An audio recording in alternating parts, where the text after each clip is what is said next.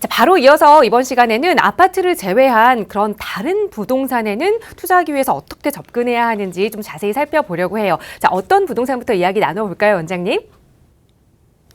네, 부동산 상품의 종류에는 상당히 여러 가지가 있는데요. 지금까지 말씀드린 것은 여러분들이 가장 관심이 많은 아파트 시장에 대해서 말씀을 드렸고요. 이번에는요, 단독 다가구 시장으로 한번 넘어가 보도록 하겠습니다. 여러분들 그 단독 다가구 같은 경우에는요, 한 사람이 주인이거나 거기에 살고 있거나 아니면은 다가구 주택 같은 경우에는 세입자가 들어가 있는 그러한 주인이 하나인 그런 주택을 우리 다가구 주택이라고 하죠. 이 단독 다가구 시장 같은 경우에는 현재 토지 가격이 상당히 많이 올랐습니다. 그러니까 예전에 빌라를 짓기 위해서는 보통 단독 다가구를 이제 부시고 철거를 하고 거기다가 이제 다세대 주택 이런 것들을 짓죠. 그런데 이 다가구 주택이 다세대 주택에 대한 수요가 많아지면서 단독 다가구 원래 기존에 있던 땅값이 상당히 많이 올랐습니다. 지금 교대역 주변이라든가 서초동, 역삼동 주요 지역의 역세권 500m 내에 있는 것들은요. 보통 토지 가격이 3천만 원이 다 넘어가고 있어요. 그리고 강북 지역에 1,000만 원대였던 그러한 단독 다가구 지역들도 지금은 2천만 원 이하가 거의 찾아볼 수가 없습니다. 그렇기 때문에 그러한 주택, 빌라를 지으려고 하는 주택업자, 시행업자들이요. 토지를 사서 빌라를 짓는데 상당한 애로사항 그리고 부담감을 많이 느끼고 있는 그러한 상황입니다. 그리고 투자자의 관심도가 좀 저하되었다. 이것은 뭐냐면 그간의 아파트로 몰렸던 투자 시장의 수요자들 때문에 그런데요. 상대적으로 거래는 많이 없으나 단독 다가구가 가격은 많이 올랐다라고 하는 것이에요. 그리고 이제 투자 전망을 한번 보게 되면은요. 토지 가격 상승이 예상되는 지역에 여러분들이 이제 단독 다가구를 투자를 하시면 좋을 것 같아요.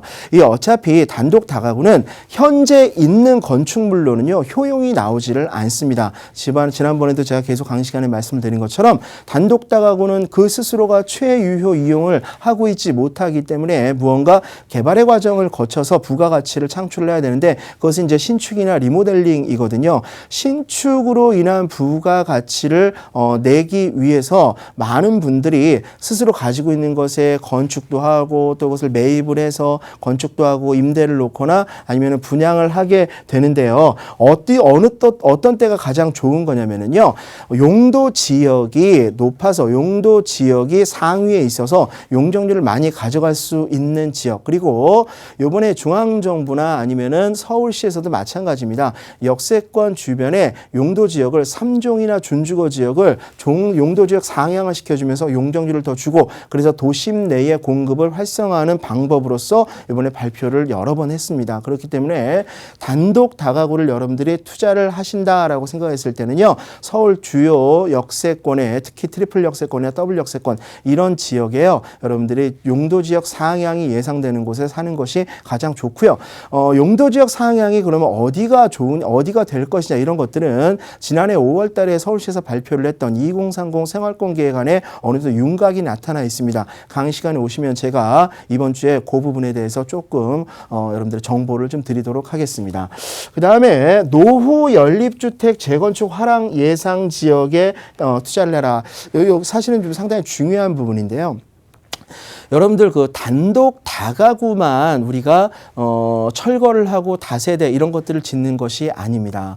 이 단독주택 말고요. 공동주택이라고 하는 것이 있어요. 우리가 음마아파트라든가 예전에 가락시형 아파트 뭐 이런 것들만 사실 그런 아파트들만 전부 다 재건축 대상이라고 생각하시는데 절대 아니죠. 이제 40년이 훌쩍 넘어간 주요 지역의 연립주택 또 앞으로 재건축을 해야 될 곳이 상당수 있습니다. 이 연립주택 재건축 같은 경우에는 일반 공동주택보다 세대수가 기존에 작아요. 그리고 노후도도 아파트보다 훨씬 더 많이 진행이 된 상태이기 때문에 안전이라든가 그리고 주민들의 필요 이런 거에 의해서 재건축을 이제 해야 될 때가 왔거든요. 보통 적으면 8세대, 많으면 12세대, 어떤 거 15세대 이렇게 있는 연립주택, 노후된 연립주택 재건축에 대해서 앞으로 여러분 여러분들이 관심을 많이 가져보셔야 됩니다. 그 안에 있는 조합원이 적기 때문에 이것은 우리가 도시 및 주거환경 정비법으로 가는 그러한 조합 설립이 아니고요. 우리가 민법상 임의조합을 만들어서 거기 안에 있는 주민들이 몇몇이 힘을 합쳐서 이제 재건축을 진행을 하게 되면 되는데요. 대부분 대지 지분이 큰 경우가 많아요. 그래서 그 자리에다가는 부시고 아파트를 짓는 것이 아니라 또 다른 새로운 빌라를 짓게 되는데요. 그 주변 지역의 빌라 가격이 지금 현재 가격이 높다라고 했을 때에는요. 현재 있는 연립주택, 대지 지분이 높은 연립주택을 재건축해서 충분히 부가가치를 누릴 수 있는 그런 기회가 될 수 있다라고 하는 것입니다. 제가 그런 부분에 대해서 여러 조합들을 제가 컨설팅을 해드렸고 지금도 진행을 하고 있는데요.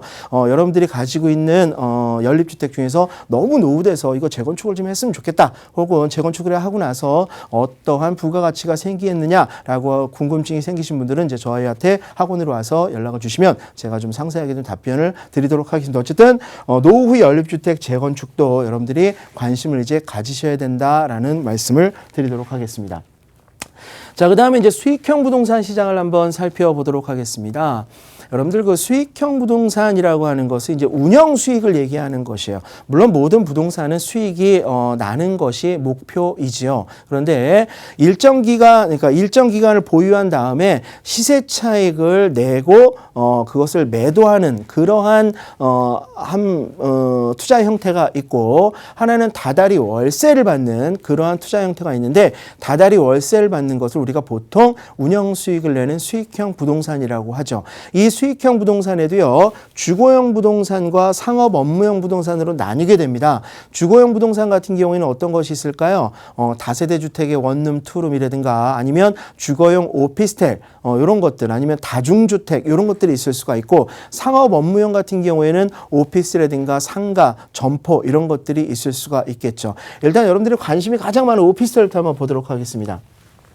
오피스텔은요, 지난 한 2, 3년 동안 주요 역세권에서 공급을 많이 했어요. 왜냐하면 얘는 상업지역에서 주상복합을 많이 짓기 때문에 역 주변에 상업지역이 많이 있잖아요. 그래서 역세권 상업지역 내에 오피스텔이나 이런 것들이 많이 공급을 했는데 워낙 토지의 원가 자체가 비싸고 역세권이기 때문에 그렇기 때문에 얘가 오피스텔의 공급 단가가 조성원가가 비쌀 수밖에 없었어요. 그런데 그 조성원가가 거기에 마진을 붙인 분양가가 되고 이 분양가로 분양을 받으신 분들이 실제로 월세 수익률을 내지 못하는 경우가 최근 2, 3년 동안 상당히 많이 있었습니다. 그러니까 4년 전 정도에요. 강남 일대 테헤란로 강남대로에서 오피스텔을 분양을 받았던 분들이 그때 생각을 했던 예상을 했던 수익률이 7%, 8% 이랬거든요. 근데 실제로 뚜껑을 열어보니까 입주돼 보니까 5% 이하의 수익률을 내는 경우가 실제적으로 많이 지금 현재 보여지고 있습니다. 그래서 오피스텔이 수익형 부동산으로 각광을 받았던 시기는 좀 지난 것 같고요. 이것은 조성원가 땅값이 올라서 그렇습니다. 그래서 오피스텔은요, 특히 주거용 부동산 같은 경우에는 이제 양도소득세, 주택수에도 들어가고 이러한 문제들이 많이 있기 때문에 차라리 저는 주요 지역에 신축 오피스텔 나쁘다는 것이 아니라 신축 오피스텔보다는요 10년, 15년 정도 된 약간 경과년수가 있는 하지만 공급 원가, 매매가가 싼 오피스텔을 사서 월세 수익률을 가져가는 것이 옳지 않은가라고 저는 그렇게 생각을 합니다. 자, 그다음에 이제 투자 전망을 보면은요 역세권 업무용 오피스텔 운영 수익이 투자 관심도가 올라갈 것이다. 이것은 이런 게 있습니다. 주거용과 그 다음에 업무용 두 가지가 있다고 제가 말씀을 드렸죠. 주거용 같은 경우에는 양도소득세 문제가 있기 때문에 부담을 많이 갖게 될 것이기 때문에 상대적으로 그 반대편에 있는 그냥 업무용, 흔히 말하는 우리가 오피스라고 하죠. 그런 쪽에 있는 오피스텔이 상대적으로 여러분들이 관심을 갖는 그러한 상품으로 올라갈 가능성이 커졌다라고 하는 것입니다. 그리고 이제 분양대행 사업은 유망하다. 분양대행 사업은 유망하다. 그리고 개인 투자자 차익 실현은 거의 현재 불가능하다라고 정리를 해드리도록 하겠습니다. 그다음에 이제 상업 업무용 부동산 중에서요. 오피스텔 말고요. 여러분들이 또 굉장히 또 많은 관심을 가졌던 꼬마 빌딩이라고 하는 것이 있습니다. 뭐 사실 말이 좋아 꼬마 빌딩이지 한 3층 이상 되는 조그마한 토지에 월세를 받을 수 있는 그런 건축물을 우리는 그냥 꼬마 빌딩이라고 얘기를 하죠. 그리고 그것과 더불어서 이제 상가도 있습니다. 구분 상가, 1층 101호, 코너 상가, 뭐 2층에 301호 이런 것들. 그래서 상가와 꼬마 빌딩 이 시장에 대해서도 잠깐 언급을 좀 해드리도록 하겠습니다. 일단 얘도요. 상가 같은 경우에는 공급 원가가 상당히 얘도 높죠. 우리가 예전에는 상가에 대한 로망들이 있었습니다. 재개발, 재건축 현장에서 내가 기존에 상가, 업무용을 가지고 있었을 때 나중에 재건축이나 재개발을 한 이후에도 상가를 분양받기 위해서 상당히 조합원들이 애도 쓰고 분담금도 많이 내려고 했었어요. 그런데 실제로 주상복합뿐만 아니라 일반 단지 내 상가들이 현재 맥을 못 추고 있습니다. 여러분들이 그 용산이라든가 용산이 상당히 주목을 많이 받고 있죠. 용산 지역만 보더라도 여러분들이 새로 지은 주상복합의 1층 지하를 한번 가보세요. 사실 많이 비어 있습니다. 공실이 너무 많아요. 그래서 상가도 높은 공급 단가, 그 다음에 세입자가 들어가기 어려운 월세 가격의 책정 이런 것들로 인해서 좀 사실 날씨로 따지자면요 상가는 좀 흐림에 들어가게 되겠습니다. 그리고 그러한 상가들이 모여 있는 꼬마 빌딩도 주요 지역이 아니면 상권이 몰려 있는 지역이 아니면 여러분들이 상가에 대한 막연한 로망을 가지고 투자를 하시면은 낭패를 볼 수 있는 그러한 분위기의 시장이라는 것을 여러분들이 알아두시기 바랍니다. 좀 그래도 나은 것은 뭐냐면은요 역세권 용도 지역 상향 예정 지역이 있습니다. 아까 말씀드린 것처럼 지금 서울시에서는요 역세권의 용도 지역을 상향을 시켜주려고 지금 계획을 좀 잡고 있습니다. 요런 데는 좀 괜찮겠죠. 그리고 이제 점포주택이라는 것이 있습니다. 1층은 점포를 가지고 있고 2층이나 3층은 원룸, 투룸을 짓고 뭐 주인이 3층에 살고 이런 것을 이제 점포주택 여러분들이 상당히 많이 관심을 가지고 있는데요. 실제로 점포주택도 지금 매매 가격이 너무 비쌉니다. 그리고 얘를 신축을 하면 좋은데 신축이 안 돼요. 신축을 하게 되면 1층에 필로티 구조의 주차장 때문에 상가를 넣기가 어렵기 때문에 실제적으로 리모델링으로 많이 그냥 점포상가를 쓰는 경우가 많이 있는데 리모델링은 증축, 그러니까 늘어나는 연면적이 크지 않기 때문에 월세 효용도 면에서 그렇게 높은 결과물을 가져올 수가 없다는 얘기죠. 예전에 점포상가가 대형 상권 이면도로에 있는 점포상가가 조금 가격이 낮았을 때는요 충분히 메리트가 있었는데 요 사이에 주요 상가 이면도로에 있는 점포상가는 매매 가격이 높기 때문에 월세 수익률이 그렇게 좋지가 않다라고 하는 것도 여러분들이 알고 계시기 바랍니다. 그리고 요새 이제 또 뜨는 것이 이제 숙박용 부동산이 많이 뜨고 있는데 그 중에서도 생활형 숙박 시설이 앞으로 서울이라든가 수도권 지방에 많이 각광을 받게 될 것이에요. 이것은 주택수에도 들어가지가 않고 또 LTV나 DTI 여러 가지 규제에도 좀 벗어난 부분이 있기 때문에 여러분들이 숙박용 부동산에서도 앞으로 관심을 가져볼 만합니다. 그리고 또 요새 뜨는 것이 있습니다. 뭐냐면 지식산업센터, 우리 흔히 지산이라고 줄여서 말을 쓰는데요. 아파트형 공장을 얘기를 하는 것입니다. 이 아파트형 공장 같은 경우에는 얘도 마찬가지로 업무용 부동산이기 때문에 실제로 주택수에도 들어가지가 않고 대출도 상당히 많이 나옵니다. 보통 요즘에 보니까요. 대략 한 70에서 80% 이상 대출이 나오는 것 같아요. 소액으로도 월세를 받는 투자를 하는데 요즘 각광을 받고 있고요. 그리고 여러 가지 세제 혜택들도 많이 있습니다.